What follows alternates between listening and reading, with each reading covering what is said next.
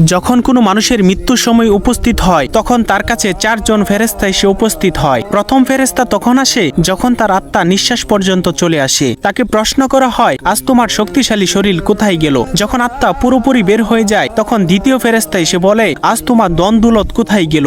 দুনিয়াতে যা নিয়ে তুমি গর্ব করিতে। এরপর যখন জানাজা উঠানো হয় তখন তৃতীয় ফেরেশতা এসে বলে, আজ তুমি এমন এক লম্বা সফরে বের হচ্ছ যা এর আগে কখনো করো নাই। আজ তোমাকে এমন এক ঘরে শোয়ানো হবে যেখানে নিঃশ্বাস ফেলানোর জায়গা পর্যন্ত নেই। যখন তাকে কবরে শোয়ানো হবে তখন চতুর্থ ফেরেশতা এসে বলবে, কাল পর্যন্ত তুমি জমিনে চলাচল করেছ, আজ তুমি জমিনের নিচে শুয়ে আছো। কাল তুমি হাসছিলে, আজ তুমি কান্না করছো। কাল পর্যন্ত সবাই তোমার সঙ্গী ছিল, কিন্তু আজ তুমি একা। কোথায় তোমার আদরের স্ত্রী সন্তান যাদের জন্য তুমি মাথার ঘাম পায়ে ফেলে উপার্জন করেছিলে? আজ কেউ তোমার সঙ্গী হবে না একমাত্র আল্লাহ ছাড়া।